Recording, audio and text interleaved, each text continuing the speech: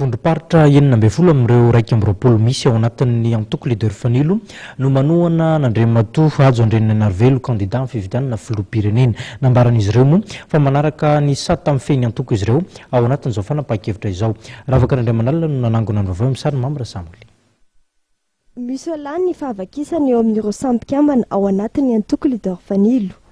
Nanambara tamin'ny fomba ofisialy tamin'ity androany ity ny solitena ny vondrom-paritra enina ambin'ny folo amin'ny raika amby roapolo ny antoko fa anohana ny Andriamatoa Hajo Andriananarivelo mandritra ny fifidianana filoham-pirenena tanterahana amin'ity taona ity. Nambarany ireto solitena ny vondrom-paritra enina ambin'ny folo ny antoko leader fanilo reto fa tsy tsangan'olona fa tsangan-kevitra ny toanan'izy ireo. Mifanakaiky amin'ny foto-kevitra ijoroan'ny antoko-rateur ny fanazavan'izy ireo ny tsangan-kevitra ijoroana Andriamatoa Hajo Andriananarivelo dia ny fanajana ny etika politika, ny fanalalahana radio-karena, ny fanarenam-pirenena, ny demokrasia ary ny fitonjaram-pahefana.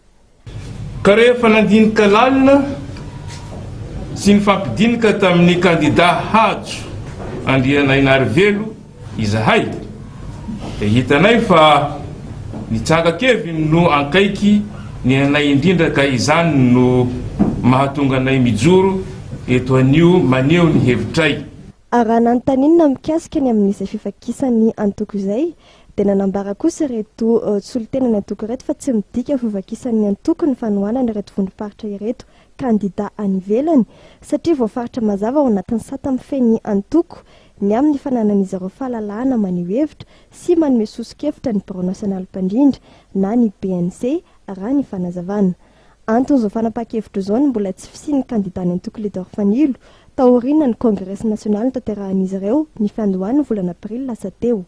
Mitana ny heviny moa ireto vondrom-paritra ireto raha toa ka hanolotra candidat ny Bureau National Mpandrindra ny antoko.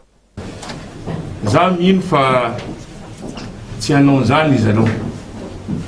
Raha sanatria ka tonga amin'izany moa izy dia mitana ny hevitra izahay ary zahay kosa hoe manaja ny sata zay mifidy mitana ny hevitra izahay. Fantatra tamin'ny avalandresaka amin'ny mpampalala vaovao androany fa ankoatr'ireo enina ambin'ny folo efa natonga ny fanambarana ny soratra mikasika ny fanaonan'izy ireo ny candidat Hajo Andriananarivelo dia ho avy tsy ho ela ny fanambarana ny soratra avy amin'ny faritra telo hafa.